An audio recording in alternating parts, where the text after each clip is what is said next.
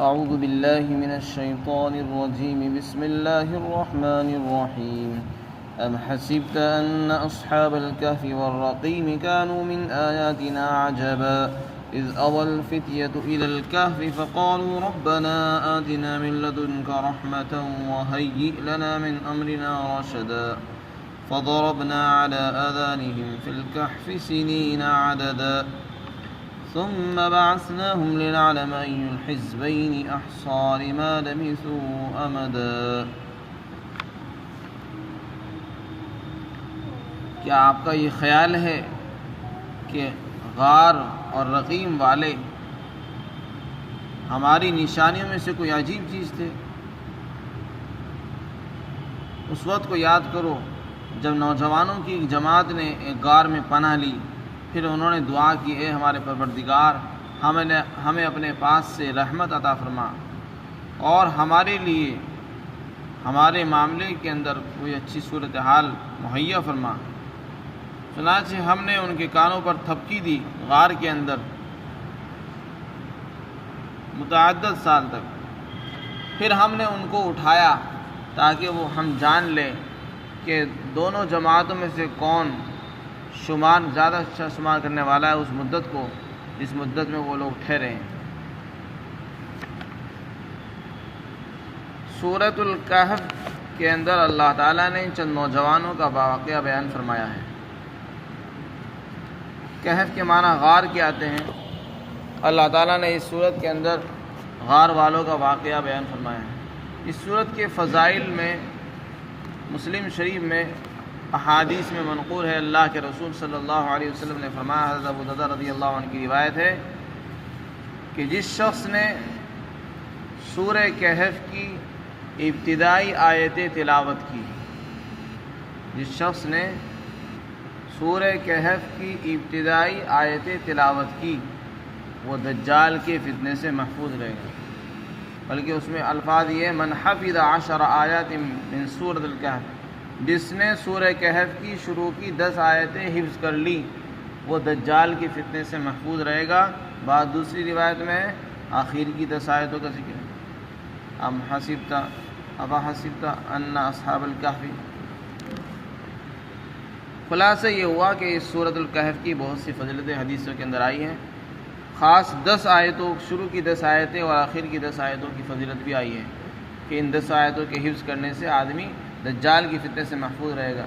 بلکہ بعض روایتوں میں یہ کہ آدمی اگر ان کو پڑھ لیتا ہے اور ان کو یاد کر لے تو ہر فتنے سے محفوظ رہے گا، اور اگر دجال بھی نکل آئے گا اور یہ آیتیں پڑھ لے گا تو وہ اس کی فتنے سے بھی محفوظ رہے گا. پوری سورۃ الکہف کی فضیلت بھی حدیث میں آئی ہے کہ جو آدمی جمعے کے دن سورۃ الکہف کی تلاوت کرتا ہے تو اللہ تعالیٰ ایک جمعے سے دوسرے جمعے تک اس کے لیے نور پیدا فرما دیتے ہیں. ایک جمعے سے دوسرے جمعے تک اس کا دل منور رہے گا، روشن رہے گا. نور کا ایک مطلب بعض مفسرین نے یہ بیان فرمایا کہ اس 8 دن کی مدت تک اس کی قبر میں روشنی پیدا ہو جائے گی اور اس کی قبر روشن رہے گی. اس کے علاوہ اور بھی فضیلتیں اس سورت کی مفسرین نے اور شراح حدیث نے بیان فرمائی ہیں. رسول اللہ صلی اللہ علیہ وسلم سے متعدد احادیث اس کی فضیلت کے بارے میں منقول ہیں. جو آدمی سورۃ الکہف کی تلاوت کرتا ہے اس کے لیے ایک نور پیدا ہو جاتا ہے، اس کے پیر سے لے کر سر تک وغیرہ.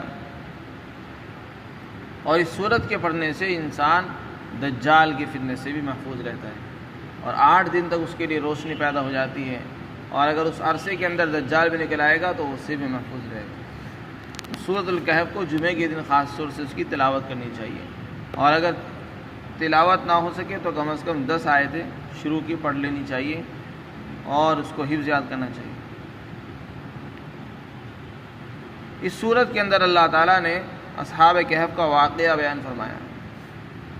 شروع زمانے میں آپ صلی اللہ علیہ وسلم کی آمد سے پہلے ایک بادشاہ گزرا ہے جس کا نام ہے دقیانوس.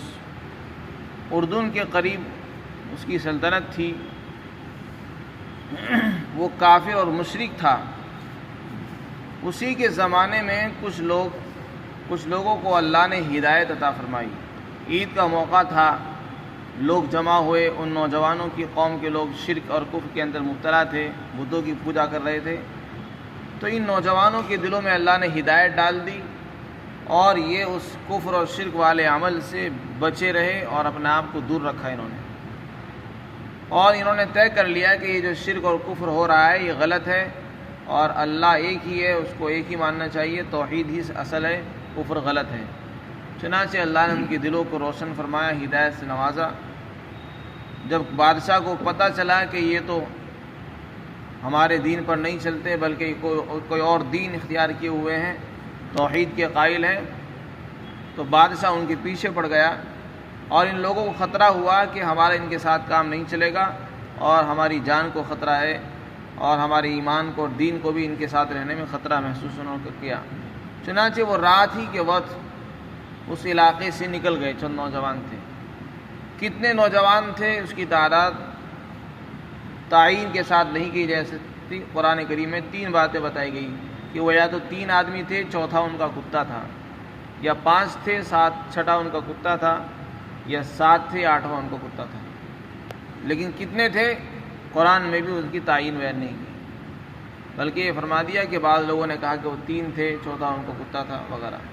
غرض یہ کہ جتنے بھی تھے ایک جماعت تھی پوری، اور وہ اپنے علاقے سے نکل گئے، راتوں رات نکل کر چلے گئے۔ جب بہت دور چلے گئے تو وہ تھک گئے، آرام کے لیے وہ کہ غار کے اندر، پہاڑ کی غار میں چلے گئے اور وہاں جا کے لیٹ گئے۔ اللہ نے ان پر نیند ایسی طاری فرمائی کہ وہ 300 سال تک سوتے رہے۔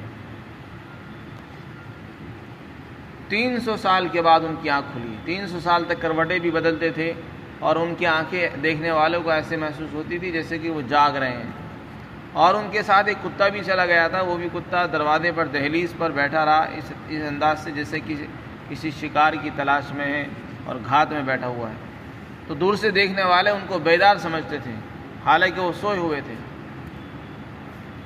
تو 300 سال کے بعد ان کی آنکھ کھلی ہے۔ پھر وہ آپس میں چرچا کرنے لگے، ایک دوسرے سے سوال کرنے لگے کہ یہ بتاؤ ہم کتنی دیر سوئے ہیں؟ کسی نے کہا آدھا دن، 1 دن۔ تو اللہ نے قرآن میں فرمایا کہ نہیں، آدھا دن نہیں، 300 سال کی مدت، ایک لمبے زمانے تک اللہ نے ان کو سلایا ہے۔ اور اس سلانے کا جو مقصد ہے، اس واقعے کو بیان کرنے کا جو مقصد ہے وہ، اور یہ واقعہ جو پیش آیا تھا یہ بھی اللہ تعالیٰ اس لیے دکھانا چاہتے تھے کہ اس زمانے کے لوگ مردوں کے زندہ ہونے کو عجیب چیز سمجھتے تھے اور اس پر ایمان نہیں لاتے تھے۔ تو اللہ تعالیٰ نے ان کو نیند سلا کر 300 سال کے بعد جو جگایا ہے اس میں یہ بات ثابت فرمائی ہے کہ دیکھو جب 300 سال کے بعد ان کے بدن نہ گلے ہیں، نہ سڑے ہیں، نہ ان کے بدن میں کوئی زخم آیا ہے، اور یہ 300 سال کے بعد جب پیدا ہو سکتے ہیں، دوبارہ زندہ ہو سکتے ہیں، تو کیا مردہ قبروں سے دوبارہ پیدا نہیں ہو سکتے؟ اس میں کوئی تعجب والی بات نہیں۔ چنانچہ جب یہ دوبارہ سے اٹھے ہیں تو ان کو بھوک لگی، تو انہوں نے اپنے پاس سے پیسے جمع کیے اور ایک آدمی کو بڑی حکمت کے ساتھ بھیجا کہ بازار جاؤ اور کسی کو محسوس بھی نہ ہو، پتہ بھی نہ چلے، چنانچہ اس کو کھانے کے لیے بھیج دیا۔ وہ ہوٹل پر کھانا لینے کے لیے گیا، اور جب اس کو کھانے کے لیے پیسے پیش کیے تو وہ بہت پرانی کرنسی تھی، 300 سال پرانی، اور اب کرنسی بدل چکی تھی۔ تو ہوٹل والے نے اس کو محسوس کیا اور اس کو سمجھ گیا کہ یہ نوٹ دو بہت پرانے ہیں اور اس کے پاس کہاں سے آ گئے، تو اس نے ان کو حوالے کر دیا پولیس کے، یہاں تک کہ وہ خبر بادشاہ تک پہنچ گئی۔ جو بادشاہ جس زمانے میں یہ لوگ نکلے تھے، اس زمانے میں کا جو بادشاہ تھا وہ کافر تھا، وہ تو ختم ہو چکا تھا، مر گیا تھا، اور اب جو بادشاہ تھا وہ مسلمان تھا۔ اس کا عقیدہ یہی تھا کہ مردے دوبارہ زندہ ہوں گے اور ہم سب دوبارہ زندہ کیے جائیں گے، لیکن لوگ کوئی اس کی بات نہیں مانتے تھے۔ اس نے اللہ سے دعا بھی فرمائی کہ اللہ کو ایسی شکل پیدا فرما دے تاکہ لوگ اس پر ایمان لے آئیں۔ چنانچہ بادشاہ کے پاس جب اس نوجوان کو لایا گیا تو اس نے پورا قصہ بیان کیا اور ان کے نام بھی لکھے ہوئے وہاں رکھے ہوئے تھے، تو وہ سمجھ گیا کہ یہ تو وہی لوگ ہیں جو کسی زمانے میں یہاں اپنی قوم سے نکل گئے تھے۔ چنانچہ ان سب سے اس کی بادشاہ کی ملاقاتیں ہوئی اور وہ لوگ زندہ رہے، پھر ان کی وفات ہوئی۔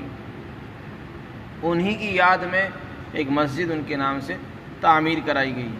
تو ان لوگوں کو کہا جاتا ہے اصحاب کہف، غار والے لوگ۔ غار والے اس لیے کہا جاتا ہے چونکہ یہ غار کے اندر چھپ گئے تھے، اور ان کو اصحاب رقیم بھی کہتے ہیں۔ رقیم کے معنی تختی کے آتے ہیں، کیونکہ ان کے ناموں کو تختی پر لکھ دیا گیا تھا اور پتھر پر کھود کر ان کے ناموں کو لکھا گیا تھا، ان کا قصہ اس میں لکھ دیا گیا تھا، اس لیے ان کو اصحاب رقیم بھی کہا جاتا ہے۔ تو اس صورت کے اندر اللہ تعالیٰ نے اس قصے کو بیان فرمایا ہے۔ یہ قصہ اصل میں کافروں نے پوچھا تھا، آپ صلی اللہ علیہ وسلم نے ان کے جواب میں یہ آیت تلاوت فرمائی۔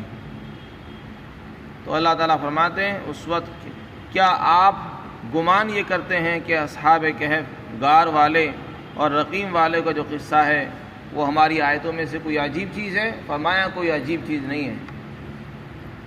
جن لوگوں نے یہ قصہ پوچھا تھا انہوں نے اس کو تعجب کی چیز سمجھا کہ کوئی انوکھی چیز ہے۔ اللہ تعالیٰ فرماتے ہیں ہمارے لیے تو کوئی انوکھی بات ہے نہیں، تمہارے نزدیک کوئی انوکھی چیز ہوگی تو ہوگی، لیکن ہمارے لیے تو کوئی انوکھی چیز نہیں ہے۔ انوکھی چیز ہے تو اس سے بھی بڑی بڑی چیز ہے، ان کو تمہیں تعجب کرنا چاہیے، جیسے کہ آسمان اور زمین کا پیدا کرنا۔ ان کے پیدا کرنے میں کیا تعجب ہے؟ 300 سال کے بعد اگر اٹھ بھی گئے، اس سے بڑی تعجب کی چیز تو ہے آسمان اور زمین جیسی بڑی بڑی مخلوقات کہ جو کچھ نہیں تھے اللہ نے ان کو بنا دیا ہے، اس میں تعجب ہونا چاہیے انسان کو۔ پھر آگے ارشاد فرمایا کہ دیکھو کچھ نوجوان تھے جو غار کے اندر چھپ گئے، جنہوں نے پناہ لی اور پھر انہوں نے اللہ سے دعا فرمائی۔ علماء نے لکھا ہے کہ جب آدمی اللہ سے دعا کرتا ہے، مانگتا ہے، چاہے وہ جنگل میں ہو، خشکی میں ہو، تنہائی میں ہو، رات میں ہو، دن میں ہو، جس جگہ بھی ہو، تو اللہ اس کی بات سنتے ہیں اور اس کے لیے اسباب بھی مہیا فرما دیتے ہیں۔ چنانچہ انہوں نے بھی اپنی درخواست پیش کی تو اللہ نے ان کی بات کو سنا ہے، ان کی جان بھی بچ گئی اور اس ظالم بادشاہ کے ظلم سے ان کی جان بھی بچی، ان کا ایمان بھی بچ گیا، اور اللہ نے ان کے لیے ایسا انتظام فرمایا کہ یہ وہاں سو گئے۔ تو انہوں نے دعا کی تھی، اے ہمارا پروردگار ہمیں اپنے پاس سے رحمت عطا فرما اور ہمارے لیے کوئی راستہ مہیا فرما دے ہمارے معاملے کے اندر تاکہ ہم کامیاب ہو سکیں۔ چنانچہ اللہ تعالیٰ نے اس کے جواب میں ان پر نیند مسلط فرما دی۔ نیند کی وجہ سے بادشاہ بھی ان کو تلاش نہیں کر سکا۔ جب یہ لوگ نکلے تھے تو بادشاہ نے ان کی تلاش میں لوگوں کو نکال دیا تھا، تو لوگ وہاں تک نہیں پہنچ سکے تھے۔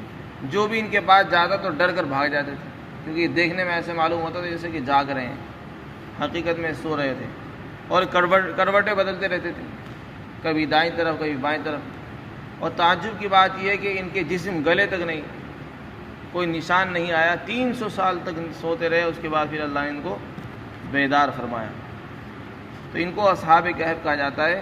یہ اردن کے علاقے میں کسی عمان کے قریب یہ واقعہ پیش آیا تھا۔ وَضَرَبْنَا عَلَىٰ آذَانِهِمْ، پھر ہم نے ان کے کانوں کو تھپکی دی، یعنی ان کو سلا دیا، سنین عددا، متعدد سال تک۔ پھر ہم نے ان کو اٹھایا تاکہ ہم جان لیں کہ کون سی جماعت اپنے ٹھہرنے کی مدت کو زیادہ اچھا گنتی ہے، شمار کرتی ہے۔